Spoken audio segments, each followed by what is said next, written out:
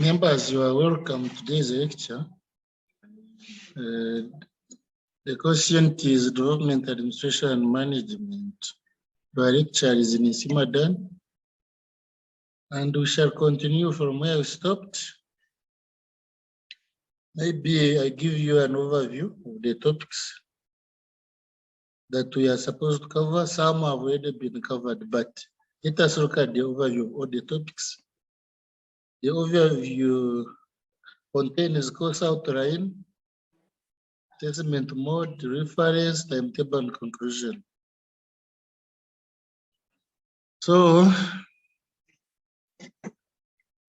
introduction, course outline is about introduction to development administration and management.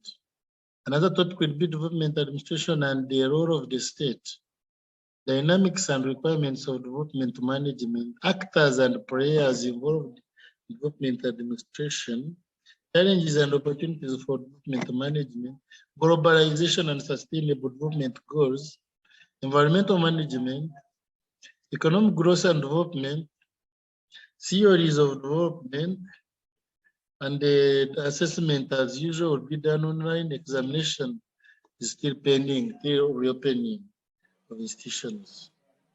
Now,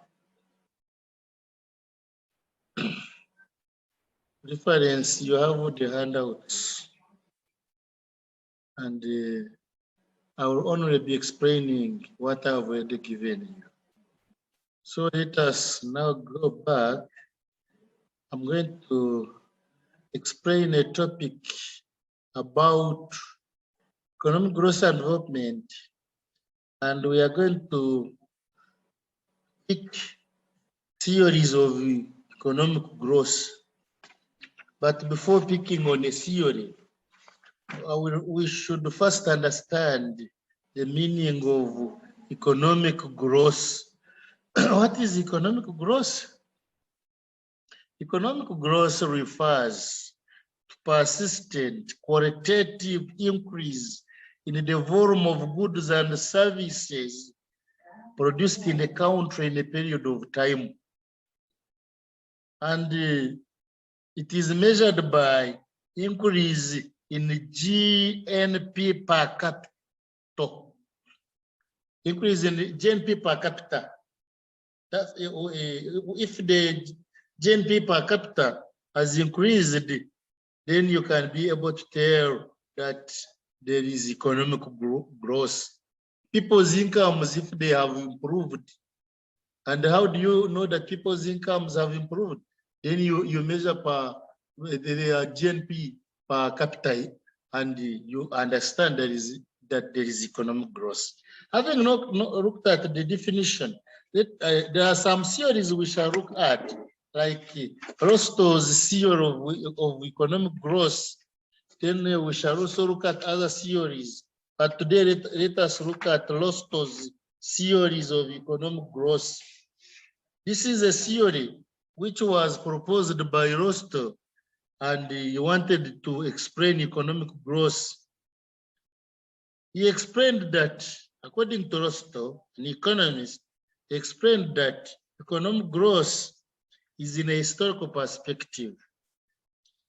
And he classified societies to their different levels of economic growth.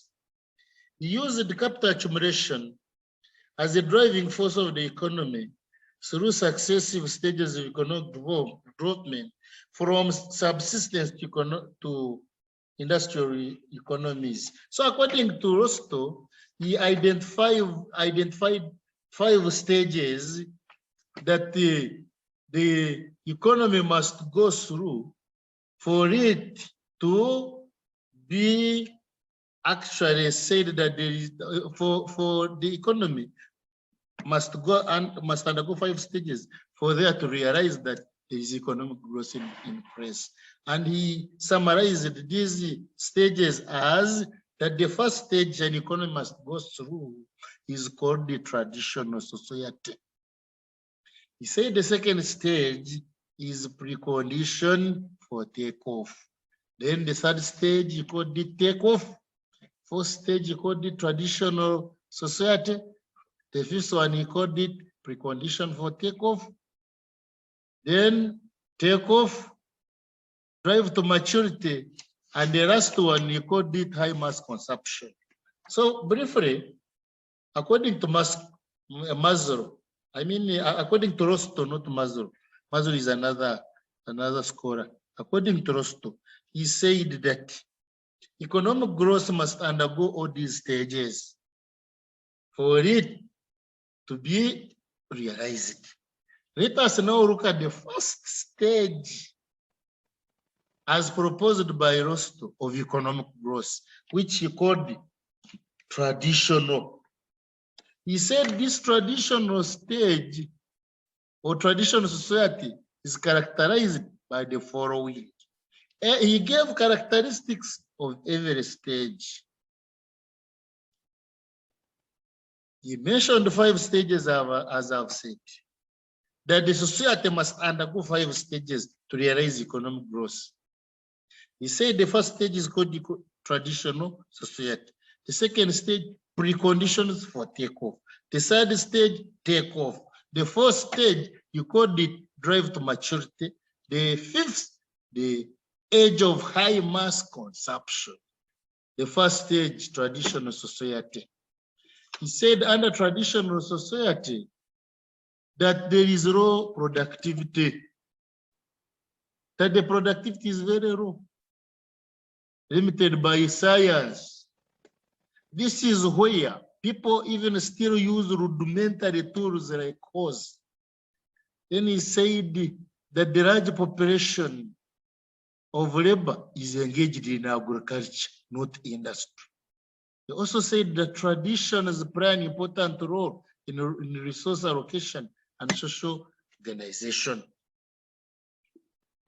like restricting people on sex from engaging in some economic activities. And that was the first stage as proposed by Rostow, traditional. Then he also said from traditional, then the society now will move to the preconditions for takeoff.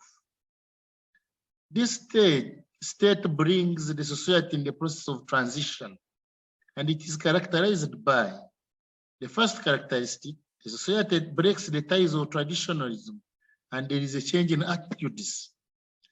That there is a rise in the rate of investment, about 5% of the national income. That means that the national income has improved from the traditional society. That entrepreneurs start appearing, they emerge. He also said investment is directed toward the social overheads like railways, like roads, like hydroelectric plants, that there is investment also in education and health.